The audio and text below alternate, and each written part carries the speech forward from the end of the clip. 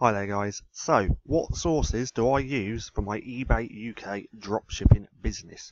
This is what we're about to get into, so stay tuned. But if you're new to the channel, I recommend going and hitting subscribe and turning on post notifications so you don't miss a thing. And give me a thumbs up whilst you're there. So let's head over to my computer screen. Now, these are 4 sources that I am using. I'm only using these 4 retailers at the minute. I do plan on expanding as my business gets bigger, but at the minute I'm just using these ones. Now, these are in no particular order, so let's dive in. My first one that I am using is Amazon, amazon.co.uk. Now, I don't have a lot listed on my eBay store from Amazon, only a few. I'm not even sure how many, but this is one of my least favourites to use. Main reason being, there's a hell of a lot of people dropshipping on eBay now, and their go-to retailer to use is Amazon. So there's just a hell of a lot more competition when it comes to using Amazon as a retailer for your eBay dropshipping business. But nevertheless, I like them. They do have good products. Customer service is quite good. Their deliveries is spot on. Returns are easy. Even though I haven't had any returns yet, but I have returned to Amazon in the past, so I know it's fairly easy to do. So that's one of my suppliers that I am using for my eBay UK dropshipping business. So let's go on to the second one. Second one is Argos. Now, Argos is one of my favourites. Just cross that out. Argos is one of my favourites to use at the minute. I don't know why. I just really like to use them at the minute. Now, the thing is with Argos, they don't have free delivery. They might give you free delivery every now and then, but the majority of the time you have to pay for delivery. As we can see up here, delivery is normally £3.95. So if you are to use Argos as a retailer for your business, then don't forget to factor the shipping cost with your item for your profit. I said that a little bit wrong. Let me explain. So if you was to list an item from Argos, you want to take your item cost, add the shipping, and then add your 40% or whatever your margin or whatever percentage you're doing on top of that. So just keep that in mind. But Argos is one of my favourites. Their tracking, problem with the tracking is it's all in-house. They have their own tracking system. So if you had to upload a tracking number to eBay, it's going to be a little bit harder because you don't actually get given a tracking number.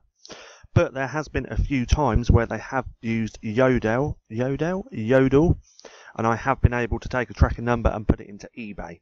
But the majority of the time they use their in-house. Now, as I said, these are one of my favourite. They have a huge range of items that you can list on your eBay store.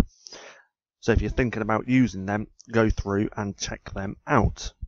So let's move on to the next one. The next one is Vida XL. Now, Vida XL again is another one of my favourites to use. These are all my favourites, well, these 3, not Amazon. But Vida XL has so many products, and there's quite a lot of unique items on Vida XL that you can list in your eBay store. You should really think about using them. And the plus side about Vida XL is they do actually have their own dropshipping program. Where is it? See, just here. But their dropshipping program, I think it's about €30 a month, so you do have to pay for that. But it's something to look into. If your business expands, you can end up using their actual dropship platform in the future if you want to, instead of just dropshipping how we normally do it. But Vida XL accepts PayPal, is what I do like. So someone buys our item over on eBay, we have that money straight into our PayPal, and then we can use that PayPal money to go and buy the product instead of having to take it out of PayPal and put it onto your credit card or debit card, whatever you are using. Again, so does Argos and my next one as well. Amazon you don't. So if you're selling Amazon products, you do then have to take that money from your PayPal, put it into your bank, and then go and buy the product. Bit of a pain in the arse. That's why I tend to stay with retailers that only accept PayPal. But Vida XL is amazing. they don't have an in-house tracking, so they do use other couriers, so you can get tracking numbers to upload into your eBay store. Now with eBay UK, when you are selling stuff, it is not a requirement that you have to add a tracking number into eBay, which is good. I think that's only for US anyway, but it's always good if you can to put the tracking number into your eBay once it's sold, just so you don't get scammed as much and for other reasons as well. But Vida XL, I highly suggest going through and checking out their products and checking them out and seeing if you want to sell any of them. There's some really, really nice products on here. So that's Vida XL. So that's Amazon, one of my least favourites. Argos, one of my favourites at the minute. Vida XL, again another one of my favourites. Still prefer Argos over Vida XL. Pardon me. But nevertheless, they are both really good. Then my last one is Domu, however you say it, I'm not too sure. But again, these have some really good products on here. Real good shipping and delivery. Why was that playing up? And Domu also accept PayPal, as you can see here, so it makes things a hell of a lot easier when we go to purchase the item to send to our customer. Now with Domu, they do sell a lot of branded products where you can really only get at Domu. So if you was to go out of stock when someone's purchased something, 9 times out of 10 you are not going to find it anywhere else to source from to send off. So just keep that in mind. Now deliveries, you can pay next day delivery and it's only £1.99. So I tend to factor that into my selling price as well, with my profit on top, because I'd rather send next day delivery so the customer gets it the next day and is more likely to be happy with that.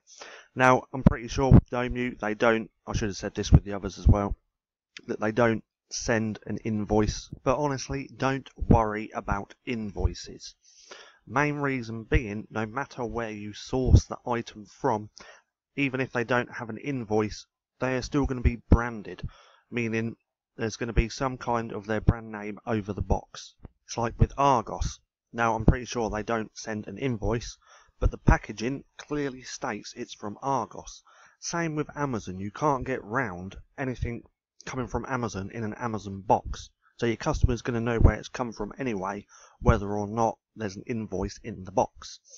Now there is another retailer I am thinking of using, and that is Tesco. That's not like Tesco groceries, it's Tesco Direct, because I see they have quite a big range of items that I could list. Hold on, let me just pull this up. I want to go to Tesco Direct, so not the groceries but Tesco Direct. Now this is a supplier I am thinking of using next and start listing their items.